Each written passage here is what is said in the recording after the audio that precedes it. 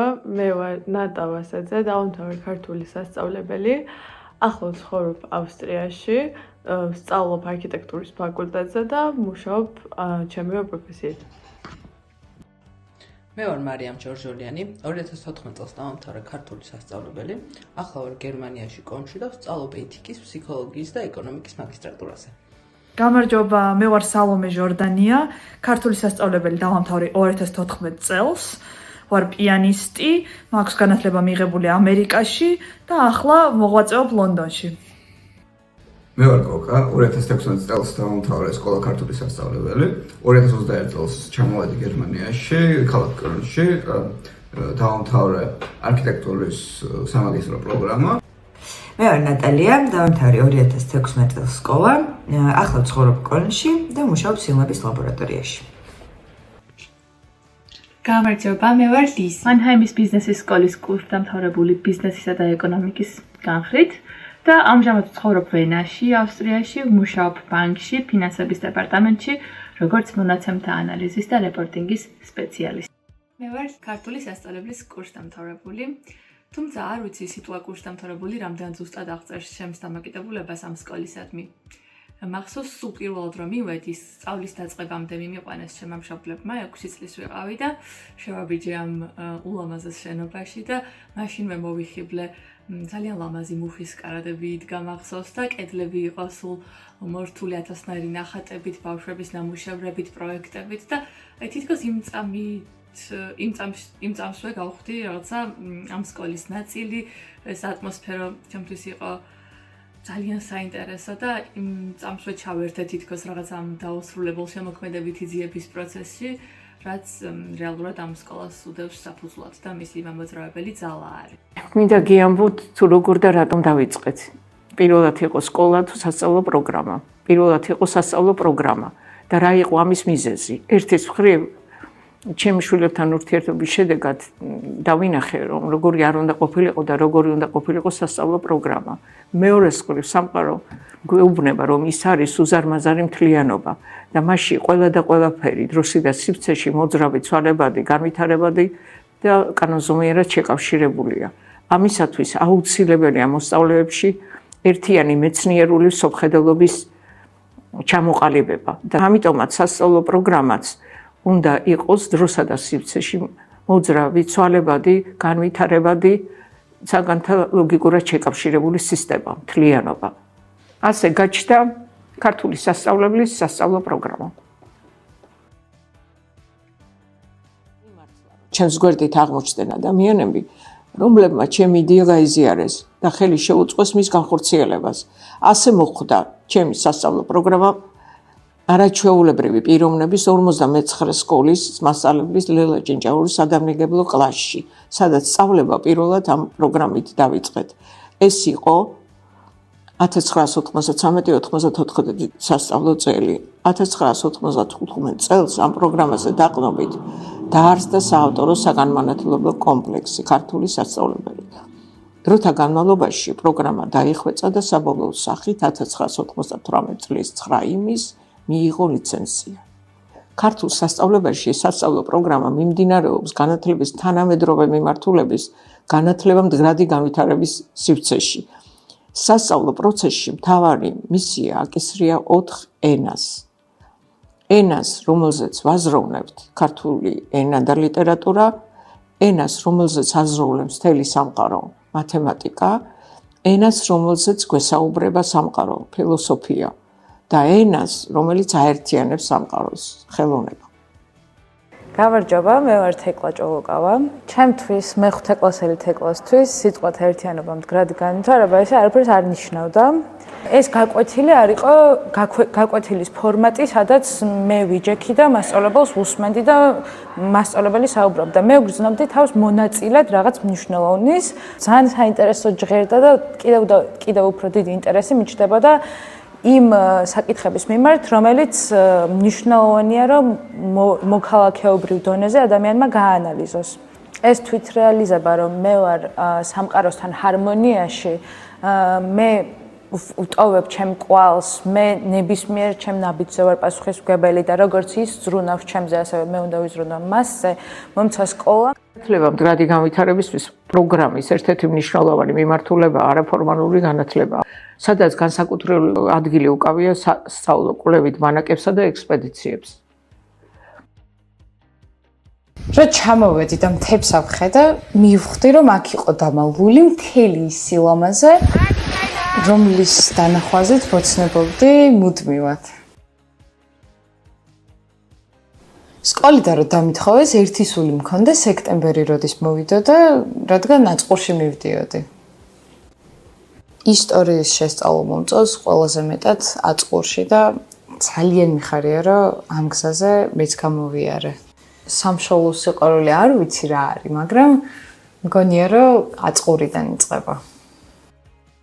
არაფორმალური განათლება მთელი ცხოვრების მანძილზე გრძელდება. ეს არის პროცესი, სადაც ყოველდღიური გამოცდილება აყალიბებს ფასეულობებს, უნარებს და დამოკიდებულებებს. ქართული სასწავლებლის მისია აღზარდოს, მოაზროვნე თავისუფალი, ღირსეული, საკუთარი ქვეყნისა და თავის პლანეტის მომავალზე პასუხისმგებელი თაობა, რომელიც აცნობიერებს, რომ მთელი კაცობრიობის მომავალი ადამიანისა და გარემოს ჰარმონიულ თანაარსებობაზეა დამოკიდებული. ამ პროგრამამ უნდა მოამზადოს არა ნასწავლი, არამედ განათლებული თაობა, რომელშიც მოთხოვნების კონცენტრირება მოხდება ცნობიერების არა მარტო მატერიალურ მხარეებზე, არამედ სულიერ სიმდიდრეზე, პიროვნებად შორისო ურთიერთობებზე, ცნობიერების კრეატიულობაზე, რაც მომავალზე ორიენტირებულ კულტურას ახასიათებს. თქვენ ალბათ ისიც გაინტერესებთ, თუ რატომ ქვია ჩვენ სკოლას ქართული სასწავლებელი. პირველ რიგში, რაც თავარია, ქართული სასწავლებელი არის საგანმანათლებლო სივრცე, სადაც საგანმანათლებლო და აღზრდობითი მიდგომა მიმართულია საკუთარი კულტურული იდენტობის, საკუთარი ენის, ისტორიის, ტრადიციებისა და ეროვნული ღირებულების შენარჩუნებისაკენ. მეორეს მხრივ კი, ქართულ სასწავლებელში უდიდესი მნიშვნელობა ენიჭება კავკასიის რეგიონისთვის დამახასიათებელი ფენომენის, როგორც აღმოსავლურ და დასავლეთ კულტურათა შემაერთებელი მულტიკულტურული სივრცის გაცნობიერებას.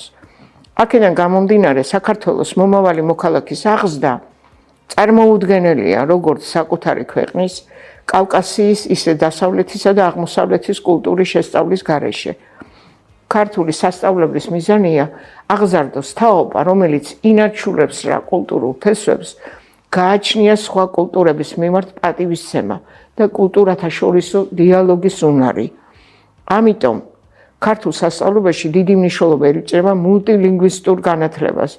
დასავლეთ ევროპულ, გერმანულ, ჩეხურ, ინგლისურ, რუსულ ენებთან ისწავლება აღმოსავლური იაპონური ენაც.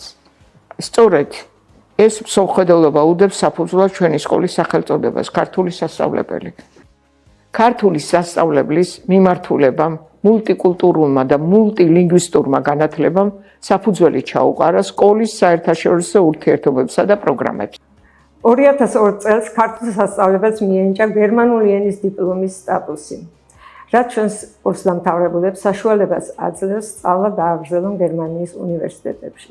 აგრეთვე თითქმის ყოველწლიურად ჩვენი კურსდამთავრებული იღებს დაადის სტიპენდიას. ჩვენი მოსწავლეები მონაწილეობას იღებდნენ აგრეთვე გაცვლით პროგრამებში. ისინი მეგობრობენ გუტერსლოუს, დიურენის და ბრეტენის გიმნაზიის მოსწავლეებთან. გაცვლითი პროგრამის ფარგლებში ისინი სტუმრობენ და მასპინძლობენ თავიანთ თანატოლებს, ესწრებიან გაკვეთილებს, დადიან მუზეუმებში, აწყობენ ექსკურსიებს და საერთო პროექტებს. ქართული სასწავლებლის მოსწავლეები აგრეთვე აქტიურ მონაწილეობას იღებენ CFA-ს მიერ ორგანიზებულ ლიტერატურულ პროექტებში. ყავს აგრეთვე გამარჯვებულებიც. 2009 წლიდან ჩვენი მოსწავლეები აგრეთვე ჩართული არიან გერმანული ენის შესწავლის საზაფხულო პროგრამაში, ბერლინის ენის სკოლაში. პროგრამის ფარგლებში ისინი ეცნობიან აგრეთვე გერმანულ კულტურას და მონაწილეობას იღებენ სხვადასხვა კულტურულ ღონისძიებაში. 2001 წლიდან ჩვენი სასწავლებელი მჭიდროდ თანამშრომლობს ჩეხეთის რესპუბლიკასთან, რადგან 2001 წელს ჩვენ გვესტუმრა ჩეხეთის რესპუბლიკის ელჩი ბატონი ივჟინე კვასილი და მან გამოთქვა სურვილი, რომ ჩვენი სასწავლებლის მოსწავლეებს დაეწყოთ ჩეხური ენის შესწავლა და ამიტომ მე როგორც ერთ-ერთ მასწავლებელს მომიწია ჩეხეთში სწავლა, რომ შემესწავლა ჩეხური ენა და შემდეგ ბავშვებს დავხმარებოდი ამ ენის სწავლაში. 2004 წელს ჩვენი სკოლის კურსდამთავრებული გაემგზავრა ჩეხეთის უნივერსიტეტში სრული განათლების მისაღებად და მან იქ დაამთავრა უნივერსიტეტი.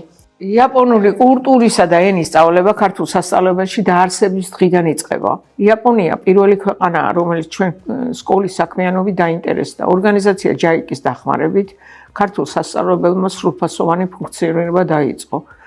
ხოლო 1995 წლიდან ქართული სასწავლებელი არის იაპონია საქართველოს ასოციაციის წევრი.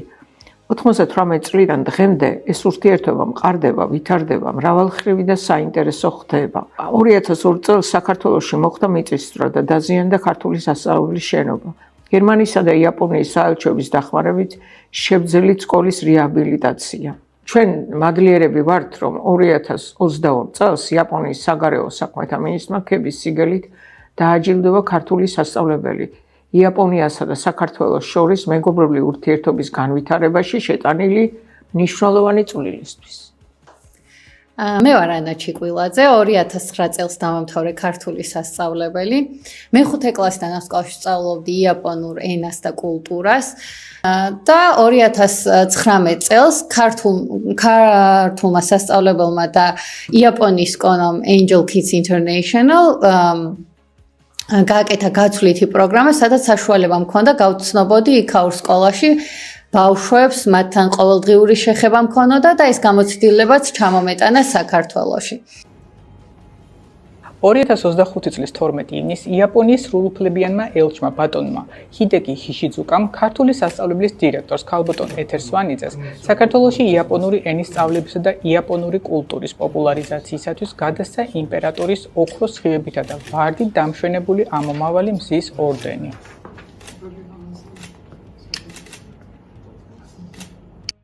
ქართული სასწავლებელი დღეს ახალი თაობის თავგადასავალს წერს. ისტორია გრძელდება. მადლობა ყველას, ვინც ამ რთულ და მნიშვნელოვან გზაზე ჩვენი ნაწილი იყო. მადლობა ყველას თანადგომისთვის და მხარდაჭერისთვის. მე მინდა გამოვიდე და ვუდანი რომ დავედგავსო ხვიცას. მე მინდა გამოვიდე მხატვარი, იმიტომ რომ ხატვა კარგად გამომდის და ძალიან მიყვარს. მე მინდა გამოვიდე დირექტორი. მე მინდა რომ პრემიერ-მინისტრი გამოვიდე. მე მინდა გამოვიდე ფეხბურთელი. მე მინდა მხატვარი გამოვიდე, რადგან როცა ვხატავ, მშვიდად უგრძნობ თავს. მე მინდა გამოვიდე კასკადიორი, იმიტომ რომ კარგად ვიცი ველოსიპედის ტარება. მე მინდა გამოვიდე პოლიციელი, რომ დავიცვა ტესტი. მე მინდა გამოვიდე მხატვარი, რადგან ბავშვებთან მიყვარს მუშაობა და ძალიან კარგად ვხატავ.